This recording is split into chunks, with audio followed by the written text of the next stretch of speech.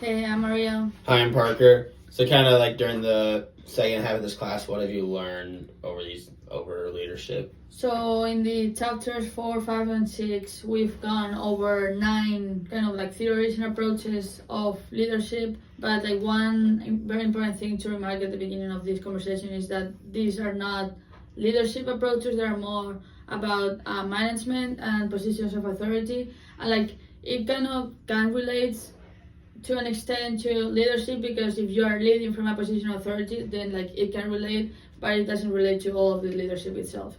So the first theory we talked about was the transactional leadership, well, leadership transactional theory, whatever, and this focuses more on transactions and giving something to receive something. So managers have resources that they exchange kind of for employees to offer services, and this involves extrinsic motivation, which includes punishment and rewards.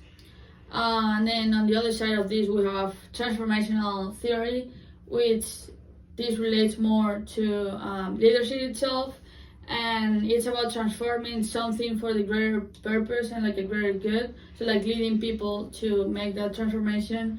And it talks about the 4 I's. So there are inspirational motivation, intellectual simulation, individual consideration, and idealized influence. So this comes from the Boss model, and this last one can lead us to the next kind of like theory, which is charismatic people.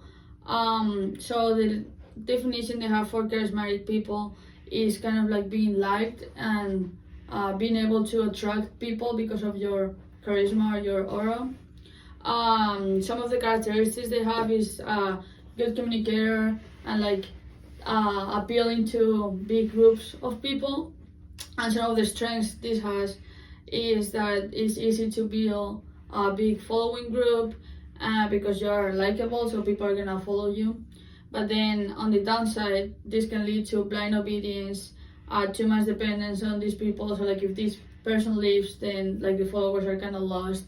And then this type of people also have sometimes too much of like ego because they think they're better than other ones. So this leads to arrogance. The next kind of like approaches that we learned about was the traits, behaviors, and skills approach. And these 3 approaches help us describe and explain leadership, but none of them actually define leadership itself. So first, for the traits approach, it focuses on the psychological side. So it focuses on traits and behaviors of the leaders and or managers, and these are drive, honesty, self-confidence, knowledge of the business, and all that kind of stuff. So those are characteristics that leaders do have. Then for the behaviors approach, it focuses more on the sociological side.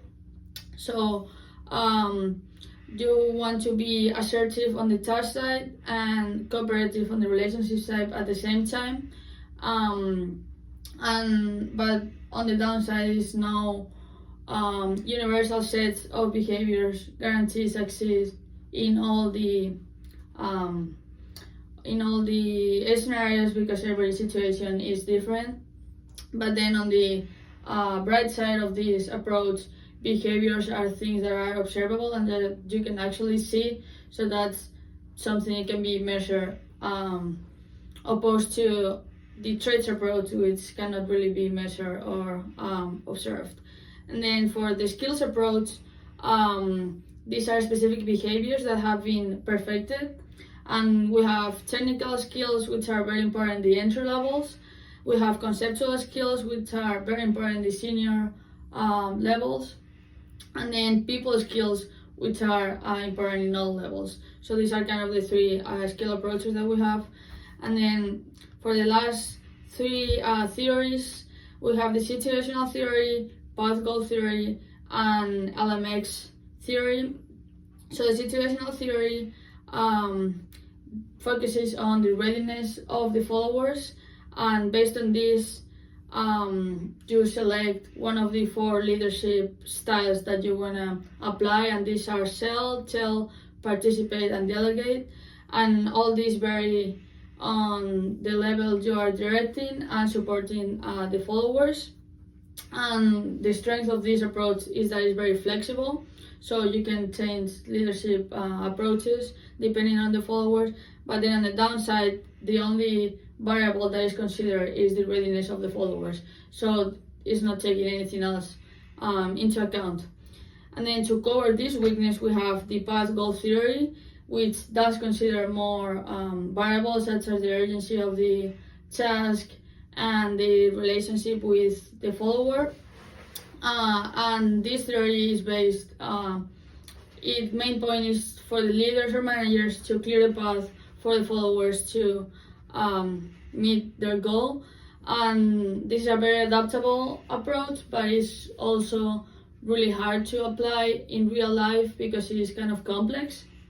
And then for the last theory, we have LMX, which focuses on the relationship between the leaders and the followers. And we have an in-group, which are more motivated, are the ones that are more successful, and all that kind of stuff. And then we have an out-group who are like not that successful and not that motivated. So the downside is that people in the in-group tend to have favoritism, so that's something that is not really good for leadership.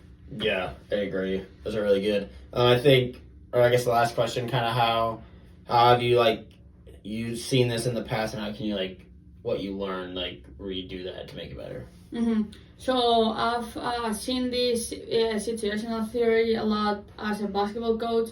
So depending on the player you are coaching, you kind of have to direct them more, or if a player is already know what they're doing, maybe they need more support. So just kind of seeing that being a thing.